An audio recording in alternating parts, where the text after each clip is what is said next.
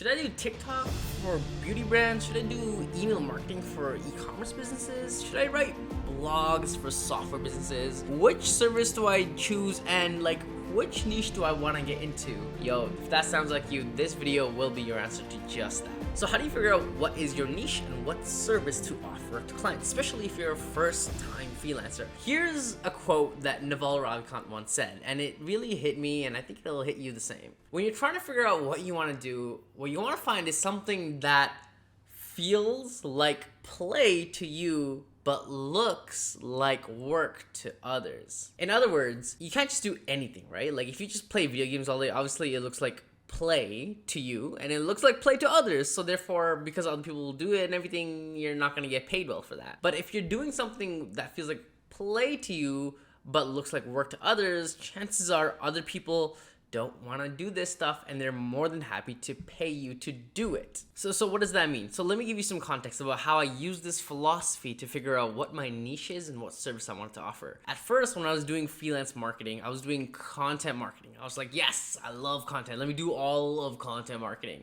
And so I would send out in all my DMs, hi, Fred, do you know anyone who needs email, podcast, YouTube, social media, all these different things? And they'd be like, yeah, I need a blog. Yeah, I need a YouTube. Yeah, I need a podcast. And me being like the first time freelancer that I was like saying yes to everything. So I would do a bunch of different work. I would write a blog post over here. I would edit a YouTube video over here. I would do a podcast over here for this client. And I was doing all these different things. And eventually I realized, wait a minute. This YouTube video editing thing, editing a talking head video, kind of like this, but for clients, yo, it's kind of tedious because I gotta find all these stock images all the time, find music, cut things, and just repeat and listen to this person's voice over and over again.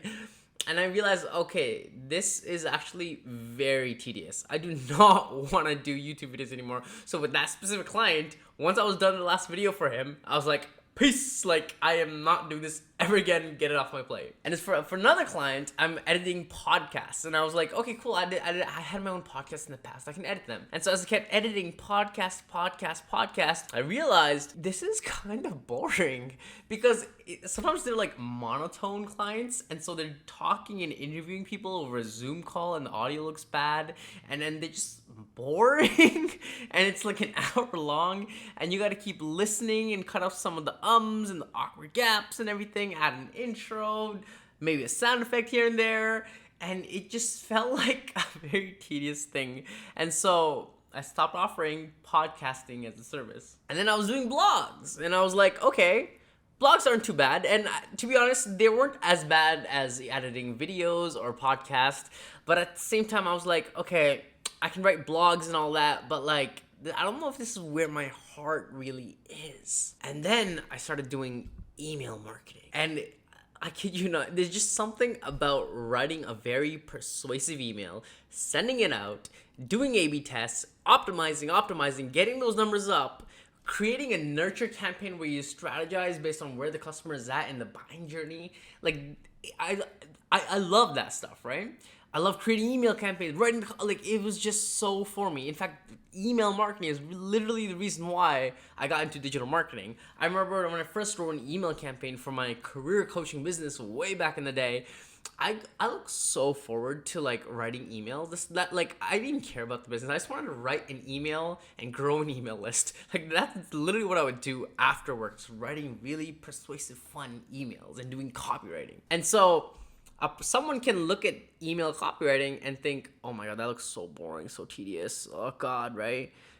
But to me, this is like the most fun thing I can do. Even if I'm not getting paid, I'm doing email marketing. And so it felt like play to me, but it looked like work to others. Now here's some other things you want to keep in mind. First, you want to choose a skill. Like let's say you figured out what you like. You want to make sure you're actually good at it. Like it goes without saying, if you're kind of bad at what you do, then you shouldn't be doing it unless you've leveled up your skill set enough to offer it as a service. So if you do like email marketing, but you're like, oh, I don't know, I'm not really confident, then become good and then offer it as a service. Next is, this is a really good business insight I kind of learned from my friend, but essentially when you're choosing the skill that you want to offer as a service, The closer you can tie it to money, the better. For example, if you're doing email marketing, I know I keep talking about it all the time, but like if you're doing email marketing for e-commerce businesses and you send off an email on behalf of the client and it literally makes the money, right? You can literally say in your advertising materials, I generated $10,000 for this client by writing this email and sending it off. When people see like, oh, you generated $10,000 for this client, I'm interested, right? The more you can tie a service to money, the better. And my last piece of advice, if you're offering a service, is this. Don't start off by offering everything. Don't be like a marketing agency that does influence marketing and blogs and email. And oh my God, let me do some social media on top of that. And when clients come to you, you're like, oh my God, I'm a full service agency and all that. Hey team, can we fix this? There's a typo. Oh, Slack. Clients. Let's put that away for now. I'm joking. I'm gonna get back to it. But anyways, you don't want to do that because the problem is when you offer too many things to everyone, you're speaking to no one. So let's say I reach out to someone named Jeff and I was like, I do social, email, blog, paid media. And then when Jeff tries to refer me to someone else, Jeff's friend is going to be like, well, I need influencer marketing. And then Jeff's going to be like, well, he does some marketing stuff and I think he might be the person to go to, right? It's harder to brand you when you offer so many things. But if you can get nice and niche, for example, I make social media posts for health tech startups. Very nice and niche. It's easy to label you in my head and remember you moving forward. Okay, so now that you know like what service to offer, like the skill set, how do you figure out what niche to help? So in this past example, I was like, the niche is health tech startups. The service was social media. But how do you figure out what the niche you target is? I'll tell you a personal example. I used to work in recruiting. And so I was like, I hate this job. Let me start a business of some sort. And because I worked in recruiting, I knew careers, kind of the back end of the hiring process and all this stuff. And so I became a career coach. And so I was teaching people how to get jobs. And I was like, okay, my niche is job seekers, right? And I'm like, great, whatever. I'm doing coaching programs and everything. And then I realized, I don't like working with job seekers, but I do like this marketing stuff. Wait, what if I do marketing for other career coaches? And so I started reaching out to people who I did collabs with, and I'm like, hey, I offer this service. Do you want some? And they're like, yes, I'll pay you. Got a bunch of career coaches as clients. Then I realized like, okay, working with career coaches, it's better than working with job seekers. 100%. They have money. They understand business. They're not like tied to like too scared to give away their money to. On top of that, there was still a level of where it felt like I was helping these like side hustlers and I wanted to play with the big boys, if that makes sense. And I'm not saying working with career coaches is not a big boy thing, but I wanted to work with companies, with employees and that type of stuff. And so I started landing like random software businesses, startups as clients. I was like, oh, okay, interesting. I'll work with you. Yeah. Oh, interesting. I'll work with you here. And what I realized was the more I worked with these software clients, the more I liked it because money, first of all, wasn't even a topic. It was just like, yeah, this is going to cost $2,000. How does that sound to you? They're going to be like, yeah, whatever, just send it to finance and let's get started with the project. Can you do this? Can you do this? Can you do this? Whereas when I did that with job seekers, holy shit. Let me tell you, $2,000. How does that sound to you? Well, let me think about it. And do I have to pay everything? Like, I'm really struggling right now. And I'm just like, And so it's really cool also that working with these software companies, I'm generally working with marketing directors who knew marketing well. And so I didn't need to explain myself all the time. And we were on the same vibe.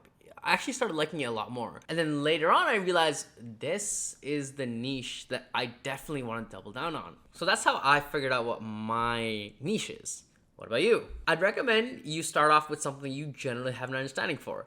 If you like beauty products and you do social media, just dabble in helping beauty brands with their social media. Just start there. The thing is, like, if you're first time, you don't know what's out there. You just gotta start. Try a bunch of things, figure out what you actually like, and then just double down on that. That's the entire game right now. All right, there you have it. My take on how to find your niche and how to figure out which service to offer that niche. If you enjoyed this video, be sure to give it a thumbs up, like this video, and subscribe if you want more videos like this shared to your YouTube home feed. My name is Alif, y'all, and I will see you in the next video. Peace, peace, peace.